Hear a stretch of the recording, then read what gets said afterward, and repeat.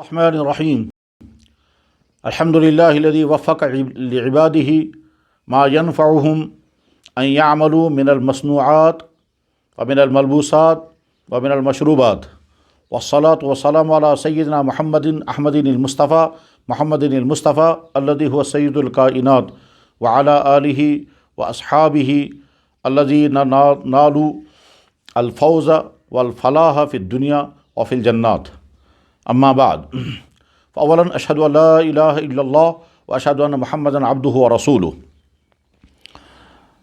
حضرات، اللہ نے انسان کو عقل عطا فرمائی. اس عقل کے ذریعے سے وہ اپنی زندگی میں بے شمار وہ چیزیں مہیا کر لیتا ہے جو عقل نہ ہوتی تو وہ مہیا ہو ہی نہیں سکتی تھیں.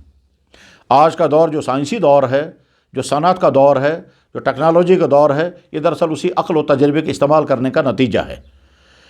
اس صنعتی دور میں جو طرح طرح کے آرام دہ وسائل انسان نے اپنی عقل سے مہیا کیے، ان آرام دہ وسائل میں ایک اہم ترین چیز جو آج ہر انسان کے ہاتھ میں ہے، اور وہ ہے سیل فون یعنی موبائل. یہ موبائل بہت زیادہ فائدہ مند بھی ہے اور بہت زیادہ نقصان رساں بھی ہے. اس کے فائدے کتنے ہیں یہ ہر انسان خود جانتا ہے، بیان کرنے کی ضرورت نہیں. اور اس کے نقصانات کتنے ہیں، ان نقصانات کو لوگ پہچانتے تو ہیں لیکن ان نقصانات سے بچنے کی کوئی فکر نہیں، کوئی کوشش نہیں. عقل مند انسان وہ ہے جو چیزوں کے فائدے مند پہلوؤں سے فائدہ اٹھائے اور چیزوں کے نقصان دہ پہلو سے اپنے آپ کو بچائے. آگ بہت زیادہ فائدہ مند چیز ہے مگر بے انتہا خطرناک بھی ہے. استعمال کرنے والا عقل مند ہوتا ہے، وہ آگ کا استعمال اس طرح سے کرتا ہے کہ فائدہ اٹھا لے اور اس کے نقصانات سے اپنے آپ کو بچا لیتا ہے. بجلی بہت زیادہ فائدہ مند چیز ہے. عقل مند انسان اس بجلی کے فائدوں سے فائدہ اٹھاتا ہے، فائدہ مند پہلوؤں سے نفع اٹھاتا ہے اور اس کے نقصان دہ پہلوؤں سے اپنے آپ کو بچاتا ہے. اسی طرح سے بے شمار چیزیں وہ ہیں جو بیک وقت اپنے اندر دونوں پہلو رکھتی ہیں، فائدے کا پہلو بھی اور نقصان کا پہلو بھی. موبائل اپنے اندر بہت سارے فائدے رکھتا ہے. اس کی وجہ سے آج زندگی میں کتنی سہولیات مہیا ہو گئیں. اس کے ذریعے سے آج دنیا میں انسان کیا کیا کام اس سے لے رہے ہیں وہ ہم سب کے سامنے ہیں. لیکن اس کے نقصانات کتنے ہیں اس کا بھی کوئی اندازہ نہیں ہے. جیسے متنوع فائدے ہیں ایسے متنوع اور طرح طرح کے اس کے نقصانات بھی ہیں. اس کے نقصانات میں وقت کا برباد کرنا بھی ہے، پیسوں کا برباد کرنا بھی ہے، اخلاقیات کو بگاڑنا بھی ہے اور طرح طرح کی غیر شرعی، غیر انسانی، غیر اخلاقی چیزوں میں مبتلا ہونا بھی ہے. اور اسی موبائل کے ذریعے سے گھروں کے اندر بھی بگاڑ آتا ہے، میاں بیوی میں بھی ٹکراؤ پیدا ہوتا ہے، بھائیوں میں بھی ٹکراؤ ہوتا ہے. لہٰذا عقل مند انسان وہ ہے جو موبائل کے فائدہ مند پہلوؤں کو ملحوظ رکھے اور انہی پہلوؤں کو اختیار کرے اور جتنے اس کے نقصان دہ پہلو ہیں اسے اپنے آپ کو بچائے. موبائل کے غلط استعمال کی ایک قبیح ترین شکل جو اس وقت ہمارے معاشرے میں ہے وہ یہ ہے کہ کسی کو فون کیا جائے اور اس کے بعد ریکارڈ کی جائے اور ریکارڈ کرنے کے بعد پھر اس بات کو پھیلایا جائے. چنانچہ بکثرت لوگ، حتیٰ کہ دینی امور سے وابستہ لوگ بھی، بعض دفعہ ہمارے وہ لوگ جن کا دین کے ساتھ تعلق ہے وہ لوگ بھی اس غلطی کا شکار ہوتے ہیں. کسی کو فون کریں گے اور اس کے بعد پھر اس کا فون اس کی بات ریکارڈ کر لیں گے اور ریکارڈ کرنے کے بعد دوسروں کو سنائیں گے یا کسی شخص کا فوٹو اس کی اجازت کے بغیر لیں گے. یاد رکھیں کہ یہ دونوں چیزیں اسلامی اصولوں کے مطابق سراسر ناجائز ہیں.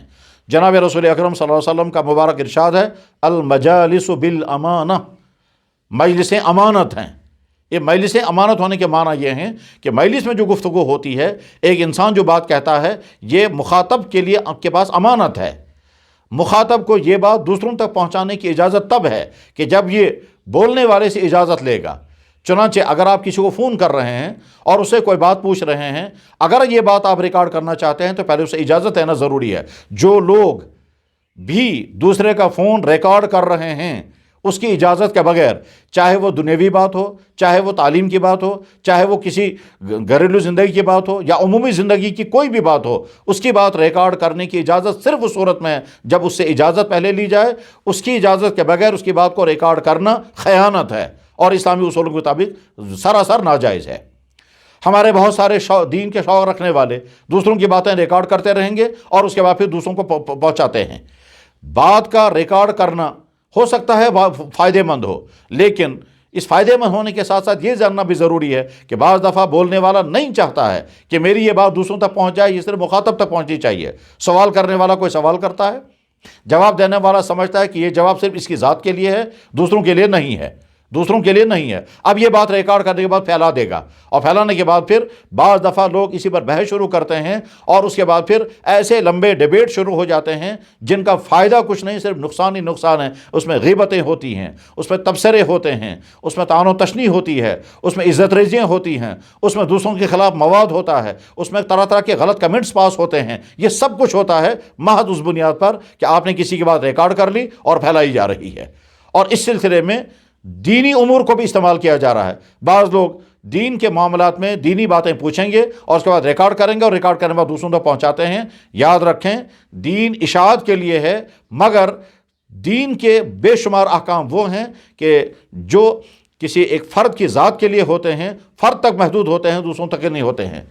امام بخاری رحمہ اللہ تعالیٰ نے اپنی شرح آفاق کتاب الجامع الصحیح بخاری شریف میں کتاب العلم کے اندر ایک مستقل باب قائم کیا ہے، جس میں وہ یہ بتانا چاہتے ہیں کہ بعض دفعہ یہ بات کچھ کے لیے تو مفید ہے اور کچھ کے لیے مفید نہیں ہے۔ یہ بات کچھ کو سنانے کی ہے، دوسروں سے بچانے کی ہے، اور اس کے لیے ثبوت انہوں نے پیش کیا ہے کہ جناب رسول اکرم صلی اللہ علیہ وسلم نے حضرت ایک صحابی کو ارشاد فرمایا، جس نے بھی کلمہ طیبہ پڑھا وہ جنت میں ضرور جائے گا، من قال لا الہ الا اللہ دخل الجنہ۔ اس صحابی نے عرض کیا، یا رسول اللہ افلا ابشر بہ الناس، کیا میں لوگوں کو سنا دوں؟ تو آپ نے فرمایا نہیں، اذن یتکلوا علیہ، لوگ اسی پر بھروسہ کر کے بیٹھ جائیں گے اور اس کا فائدہ نہیں اٹھائیں گے، اس سے ان کو نقصان ہونے کا خطرہ ہے۔ کیا کہ جب لوگ سنیں گے صرف کلمہ طیبہ پڑھنے پر انسان جنتی بن جاتا ہے، تو اس کے نتیجے میں ہو سکتا ہے اعمال کی کوئی فکر ہی نہ ہو اور سمجھنے لگیں بس ہمارے پاس کلمہ موجود ہے، اب ہمیں دین پر چلنے کی کوئی ضرورت نہیں ہے۔ تو آپ علیہ الصلوۃ والسلام نے ایک بات ارشاد فرمائی اور ساتھ میں اس صحابی سے فرمایا کہ اوروں کو مت سنانا بھی۔ اس کے معنی یہ ہیں کہ بہت ساری باتیں وہ ہوتی ہیں کہ جو انسان دوسرے کو سناتا ہے مگر اس کی چاہت یہ نہیں ہوتی ہے کہ وہ عام ہو جائے، لہٰذا موبائل کے اس غلط استعمال سے اپنے آپ کو بچائیں۔ یہ غلطی ہرگز نہیں کرنی چاہیے کہ آپ کسی کو فون کریں اور پلان کے ساتھ رکھیں کہ اس کے بعد ہم ریکارڈ کریں گے، اور ریکارڈ کرنے کے بعد پھر اس بات کو اس کے خلاف استعمال کریں گے۔ ایک مسلک کا آدمی دوسرے مسلک کے خلاف بات استعمال کرے گا، ایک سوچ کا آدمی دوسرے سوچ کے خلاف استعمال کرے گا، ایک فکر کا انسان دوسرے فکر والوں کے خلاف استعمال کرے گا۔ یہ تمام کے تمام کوئی نہ دینی کام ہیں نہ یہ شرعی فائدے کی چیزیں ہیں، اس سے صرف نقصان ہی نقصان ہوتے ہیں۔ آپ جب کسی کی بات ریکارڈ کرنا چاہتے ہوں تو پہلے اسے پوچھ لیں، کیا مجھے اجازت ہے کہ یہ بات میں ریکارڈ کر لوں؟ اگر وہ اجازت دے گا تب ریکارڈ کر لیں۔ اس کے بعد پھر دوبارہ پوچھ لیں کہ میں نے ریکارڈ تو کر لیا، یہ میرے پاس امانت ہے، کیا مجھے اجازت ہے اگر کسی ضرورت مند کو میں یہ سناؤں اور اس کو بھیجوں تاکہ اس کو بھی نفع ہو؟ جب وہ کہے گا کہ ہاں پھیلا سکتے ہیں، دوسروں کو دے سکتے ہیں، تب یہ بات دوسروں کو پہنچائی جا سکتی ہے۔ دین کی بات بیان کرنے والا کبھی تو عمومی گفتگو کرے گا، وہ عمومی گفتگو سب کے لیے ہوتی ہے۔ ظاہر ہے اس عمومی گفتگو کو ریکارڈ کیا جائے، اس کو دوسروں کو پہنچایا جائے، اس میں کوئی مذاقہ نہیں۔ مثلا بیان کرنے والا کہیں بیان کر رہا ہے، یا اسی طرح سے کہیں عمومی مجمع میں کوئی شرعی نقطہ بیان ہو رہا ہے، کوئی حدیث بیان ہو رہی ہے، قرآن کریم کی کوئی آیت سنائی جا رہی ہے، کوئی واقعہ بیان کیا جا رہا ہے، تو جب اس کی طرف سے قرائن کے ساتھ معلوم ہو کہ اجازت ہے تو اس بات کو ریکارڈ کیا جائے اور دوسروں کو۔ لیکن جو بات آپ صرف انڈیویجول ذاتی طور پر پوچھ رہے ہیں اور اس کے بعد اس کو ریکارڈ کرنا چاہتے ہیں تو یہ ریکارڈ کرنا ہرگز صحیح نہیں ہے۔ المجالس بالامانہ کے ارشاد نبوی کے خلاف ورزی ہے، اور یہ کوئی دین کا کام بھی نہیں ہے، اس سے نفع نہیں ہوتا، ہمیشہ نقصان ہوتا ہے۔ یہ جو آج کے زمانے میں لائکنگ اور شیئرنگ کا چکر شروع ہو گیا ہے کہ بس لائک کرنا ہے اور شیئر کرنا ہے، بات کہیں سے لے لی، اس کے بعد اس پر کمنٹ شروع ہو جائیں گے، پھر لائک کریں گے، پھر شیئر کریں گے۔ یاد رکھیں اس کا نفع بہت کم بلکہ بعض دفعہ کچھ بھی نہیں ہے، نقصان ہی نقصان ہوتا ہے۔ بہرحال بطور خلاصہ کہ میں عرض کرنا چاہوں گا کہ موبائل استعمال کرنے والے جب کسی کی بات ریکارڈ کرنا چاہیں پہلے اسے اجازت لیں، اس کی اجازت کے بغیر اس کی بات ریکارڈ نہیں ہونی چاہیے۔ اور جب آپ کسی کا فوٹو اٹھانا چاہیں پہلے اسے اجازت لیں، اس کی اجازت کے بغیر اس کا فوٹو اٹھانا ہرگز درست نہیں ہے۔ یہ فوٹوگرافی کا فتنہ اس قدر پھیل چکا ہے کہ اب اس کی برائی ذہنوں سے نکل گئی ہے۔ اب وہ تمام حدیثیں جن میں اللہ کے نبی علیہ الصلوۃ والسلام نے فوٹوگرافی کو منع کیا تھا وہ ذہنوں سے اتر گئی، گویا وہ حکم آبا ہی نہیں۔ اس درجے کا ابتلاء عام ہے کہ ضرورت و بے ضرورت کی حدیں ہی ختم کر دی گئی ہیں۔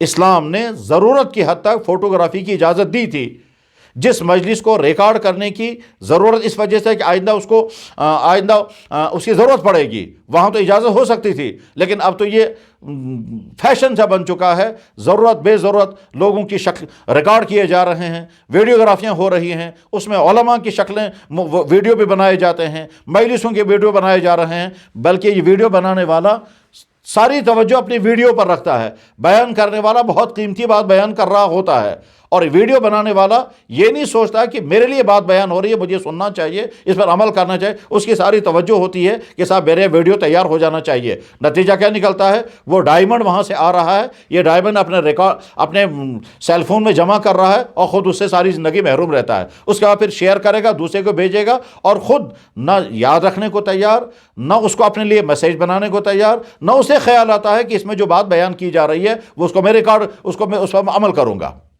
ہمارے ایک عالم بیان کر رہے تھے کہ نوجوان لڑکے انہی برائیوں سے بچیں۔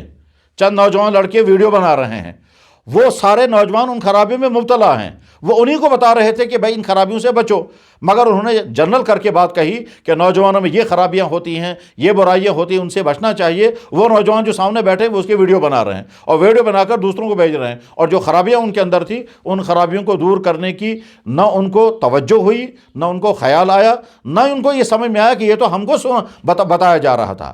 یہ ریکارڈنگ کے بجائے اپنے دلوں میں یہ باتیں بٹھانی چاہیے اور اپنی اصلاح کی فکر کرنی چاہیے، اپنے اندر وہ خوبی پیدا کرنے کی کوشش کرنی چاہیے، نہ یہ کہ ہم وہاں سے لیں اور کہیں۔ یہ ایسا ہی ہے جیسے ایک انسان ایک جگہ سے موتی جمع کر رہا ہے اور دوسروں کو بھیج رہا ہے اور خود اسے محروم ہے۔ یہ ریکارڈنگ کا سلسلہ جب سے شروع ہوا، یعنی ٹیپ ریکارڈ کا سلسلہ جب سے شروع ہوا اور اس کے بعد پھر موبائل آ گیا، تو ہمیں یاد ہے کہ ہمارے بہت بڑے بزرگ حضرت اقدس مفتی محمود صاحب نور اللہ مرکزہ کی گفتگو کوئی صاحب ریکارڈ کر رہے تھے، تو حضرت نے فرمایا میں مشین کے لیے نہیں بول رہا ہوں، میں تمہارے لیے بول رہا ہوں۔ مشین میں ریکارڈ کرنے کے بجائے اپنے دل میں ان باتوں کو بٹھاؤ اور ان پر عمل کرو۔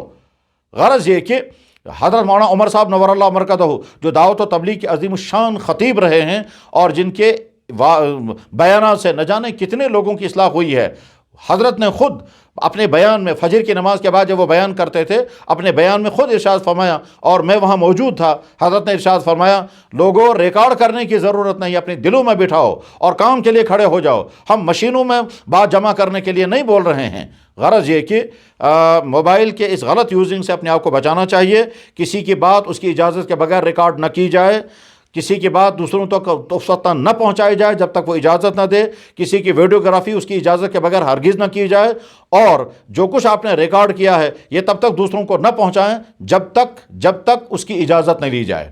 اس وقت ہمارے معاشرے میں دینی حلقوں کے اندر بہت سارے فتنے جو ہیں وہ اسی ریکارڈنگ کے نتیجے میں ہیں کہ فون کریں گے اور فون کرنے کے بعد یہاں سے سوالات کریں گے، چپتے ہوئے سوالات، کنٹروورشل سوالات، متنازع فی معاملات، اور اس کے بعد پھر اگلے والے کی بات ریکارڈ کر کے پھر دوسروں تک پہنچائیں گے، پھر وہاں سے وہ اس کے جوابات دیں گے، اور یہ سوال و جواب کا سلسلہ دراز سے دراز تر ہوتا رہتا ہے۔ اس کا نہ ایمانی نفع، نہ علمی نفع، نہ عملی نفع، صرف بدگوئیاں، بد کلامیاں، غلط تبصرے، طعن و تشنی، اور سبب یہی آدمی بنتا ہے جو یہ ریکارڈ کر کے دوسروں تک پہنچاتا ہے۔